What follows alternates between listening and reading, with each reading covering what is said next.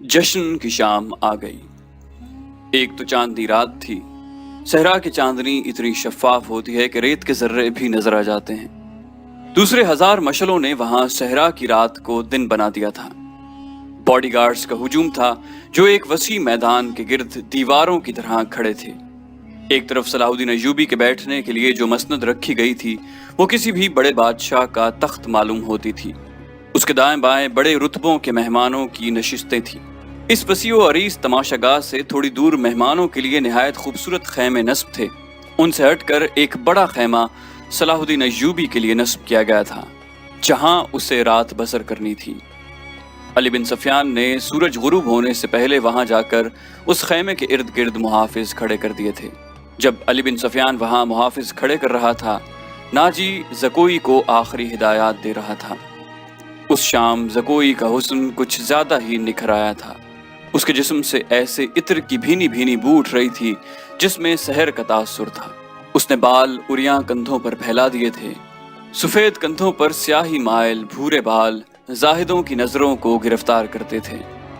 उसका लिबास इस कदर बारीक था कि उसके जिस्म के तमाम नशेब व फराज साफ नजर आते थे। उसके होंठों पर कुदरती तबस्सुम अधखुली कली की मानंद था।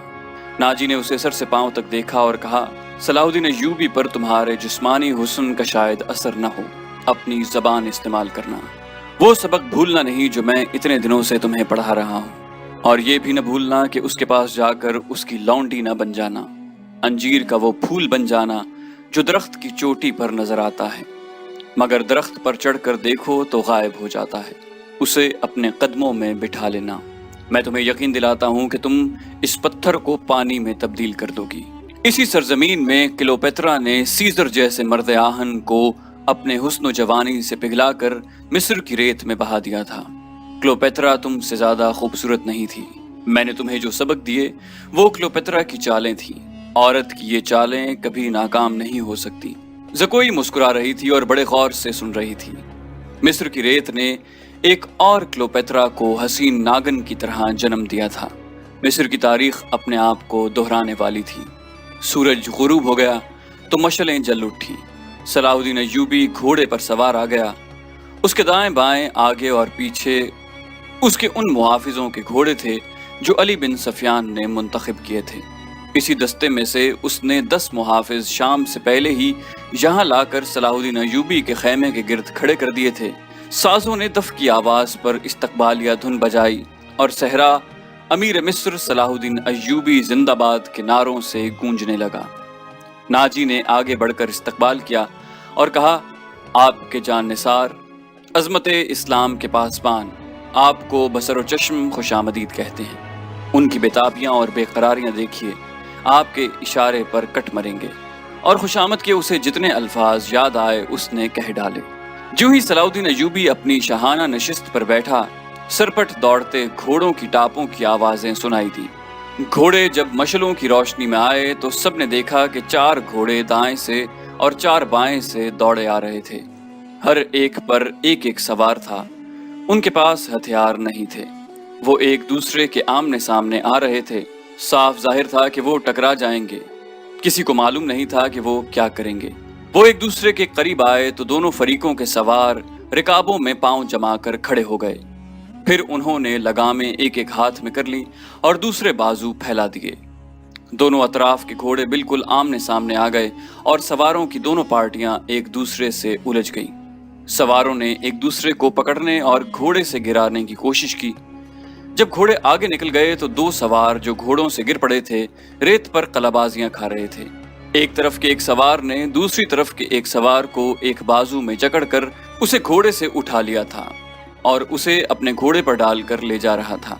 हुजूम ने इस कदर शोर बपा किया कि अपनी आवाज अपने आप को भी सुनाई न देती थी। ये सवार अंधेरे में गायब हुए तो दोनों तरफ से 4-4 और घोड़े आए और इसी तरह मुकाबला हुआ। इस तरह 8 मुकाबले हुए और उसके बाद शुतर सवार आए। फिर घोड़ा सवारों और शुतर सवारों ने सवारी के मुताद्दिद करतब दिखाए। उसके बाद तेगजनी और बगैर हथियारों की लड़ाई के मुजाहिरे हुए जिनमें कई एक सिपाही जख्मी हुए। सलाहुद्दीन अय्यूबी शजाअत और बेखौफी के इन मुजाहिरों और मुकाबलों में जज्ब होकर रह गया था। اسے ایسی ہی بہادر فوج کی ضرورت تھی۔ اس نے علی بن سفیان کے کان میں کہا، اگر اس فوج میں اسلامی جذبہ بھی ہو تو میں صرف اسی فوج سے صلیبیوں کو گھٹنوں بٹھا سکتا ہوں۔ علی بن سفیان نے وہی مشورہ دیا جو وہ پہلے دے چکا تھا۔ اس نے کہا، اگر ناجی سے کمان لے لی جائے تو جذبہ بھی پیدا ہو جائے گا، مگر صلاح الدین ایوبی ناجی جیسے ذہین اور تجربہ کار سالار کو سبکدوش کرنے کے بجائے سدھار کر راہ حق پر لانا چاہتا تھا۔ وہ اس جشن میں اپنی آنکھوں سے یہی دیکھنے آیا تھا کہ یہ فوج کردار کے لحاظ سے کیسی ہے۔ اسے ناجی کی اس درخواست سے ہی مایوسی ہو گئی تھی کہ اس کے سپاہی اور کمانڈر شراب پینا چاہتے ہیں اور ناچ گانا بھی ہوگا۔ صلاح الدین ایوبی نے اس کی درخواست اس وجہ سے منظور کی تھی کہ وہ دیکھنا چاہتا تھا کہ یہ لشکر کس حد تک عیش و عشرت میں ڈوبا ہوا ہے۔ بہادری، شاہ سواری اور تیغ زنی وغیرہ کے مظاہروں اور مقابلوں میں تو یہ فوج عسکری اور جنگی معیار پر پوری اترتی تھی، مگر کھانے کا وقت آیا تو یہ فوج بدتمیزوں، بلا نوشوں اور ہنگامہ پرور لوگوں کا بے قابو ہجوم بن گئی۔ کھانے کا انتظام وسیع و عریض میدان میں کیا گیا تھا۔ ایک طرف فوج کے کم و بیش 2000 آدمیوں کے لیے کھانا چنا گیا تھا اور ان سے ذرا دور صلاح الدین ایوبی اور دیگر بڑے مہمانوں کے کھانے کا انتظام تھا۔ سینکڑوں سالم دمبے اور بکرے، اونٹوں کی سالم رانیں اور ہزاروں مرغ روسٹ کیے گئے تھے۔ دیگر لوازمات کا کوئی شمار نہ تھا اور سپاہیوں کے سامنے شراب کے چھوٹے چھوٹے مشکیزے اور سراہیاں رکھ دی گئیں۔ سپاہی کھانے اور شراب پر ٹوٹ پڑے، غٹاغٹ شراب چڑھانے لگے اور مارکا آرائی ہونے لگی۔ صلاح الدین ایوبی یہ منظر دیکھ رہا تھا اور خاموش تھا۔ اس کے چہرے پر کوئی ایسا تاثر نہیں تھا جو یہ ظاہر کرتا کہ وہ کیا سوچ رہا ہے۔ اس نے ناجی سے صرف اتنا پوچھا، 50,000 فوج میں سے آپ نے یہ سپاہی دعوت کے لیے کس طرح منتخب کیے؟ کیا یہ آپ کے بدترین سپاہی ہیں؟ نہیں امیر مصر، ناجی نے غلامانہ لہجے میں جواب دیا، یہ 2000 عسکری میرے بہترین آدمی ہیں۔ آپ نے ان کے مظاہرے دیکھے ہیں، ان کی بہادری دیکھی ہے۔ میدان جنگ میں یہ جس جانبازی کا مظاہرہ کریں گے وہ آپ کو حیران کر دے گا۔ آپ ان کی بدتمیزی کو نہ دیکھیں، یہ آپ کے اشارے پر جانیں قربان کر دیں گے۔ میں انہیں کبھی کبھی کھلی چھٹی دے دیا کرتا ہوں تاکہ مرنے سے پہلے دنیا رنگ و بو سے پورا لطف اٹھا لیں۔ صلاح الدین ایوبی نے اس استدلال کے جواب میں کچھ بھی نہ کہا۔ ناجی جب دوسرے مہمانوں کی طرف متوجہ ہوا تو صلاح الدین ایوبی نے علی بن سفیان سے کہا، میں جو دیکھنا چاہتا تھا وہ دیکھ لیا ہے۔ یہ سوڈانی عسکری شراب اور ہنگامہ آرائی کے عادی ہیں۔ تم کہتے ہو کہ ان میں جذبہ نہیں، میں دیکھ رہا ہوں کہ ان میں کردار بھی نہیں۔ اس فوج کو اگر تم میدان جنگ میں لے گئے تو یہ لڑنے کی بجائے اپنی جان بچانے کی فکر کریں گے اور مال غنیمت لوٹیں گے اور مفتوح کی عورتوں کے ساتھ وحشیانہ سلوک کریں گے۔ علی بن سفیان نے کہا کہ اس کا علاج یہ ہے کہ آپ نے مختلف خطوں سے جو فوج تیار کی ہے انہیں ناجی کے اس 50,000 سوڈانی لشکر میں مدغم کر دیا جائے۔ برے سپاہی اچھے سپاہیوں کے ساتھ مل جل کر اپنی عادتیں بدل لیا کرتے ہیں۔ صلاح الدین ایوبی مسکرایا اور علی سے کہا، تم یقیناً میرے دل کا راز جانتے ہو۔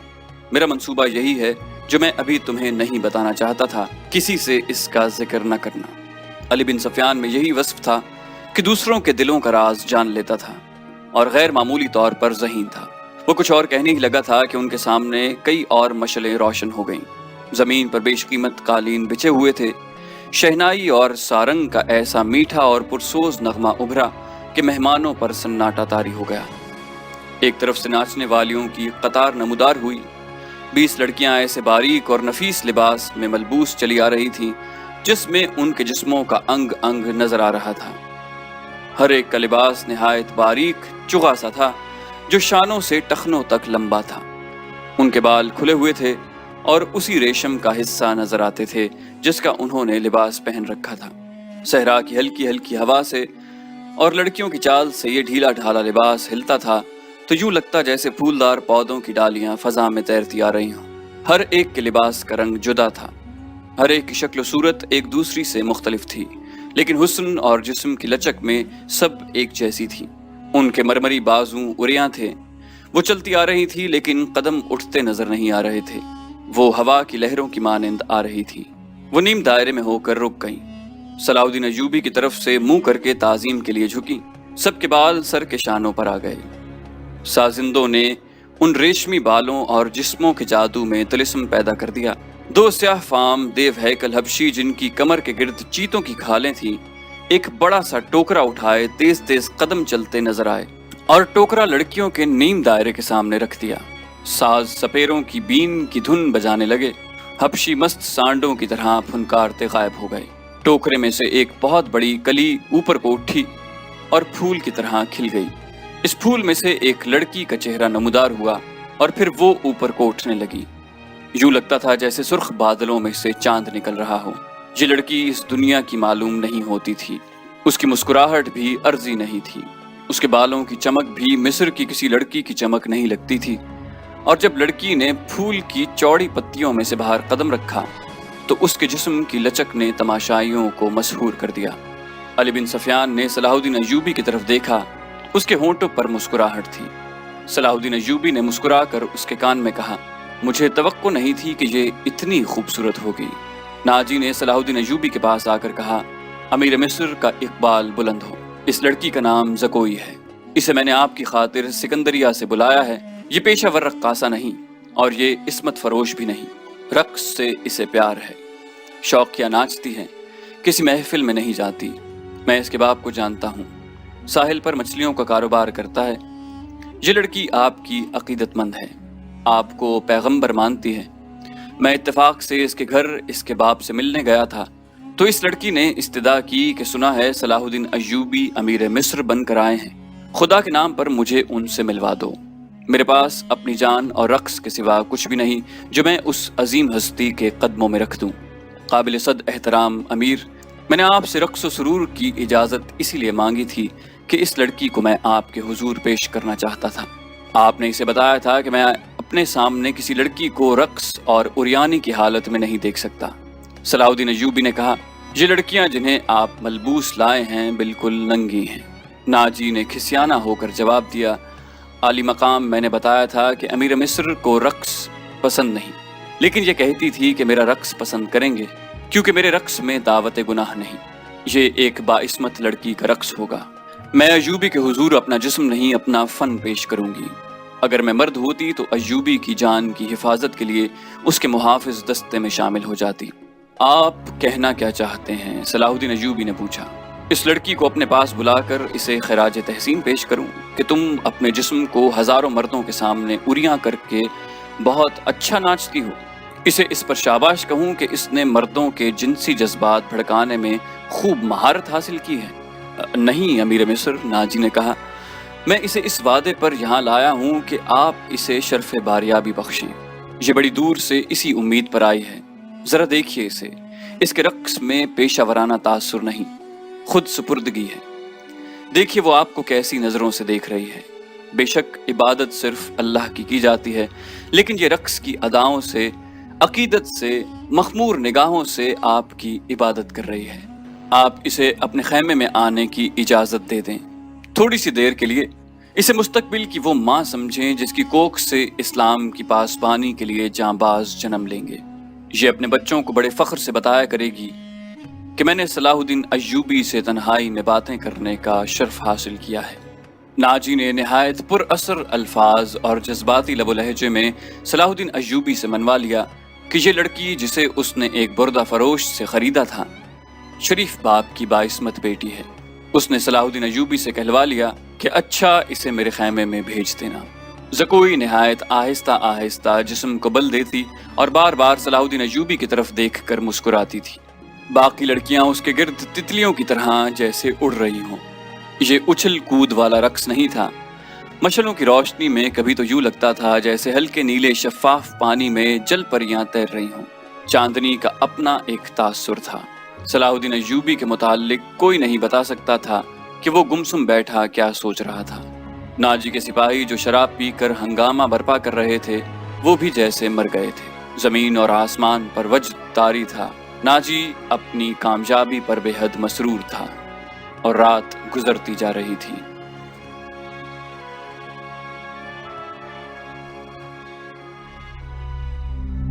सब्सक्रिप्शन के बटन को दबाइए और बेल आइकन पर क्लिक कीजिए ताकि आपको तमाम वीडियोस फौरन मिलती रहें।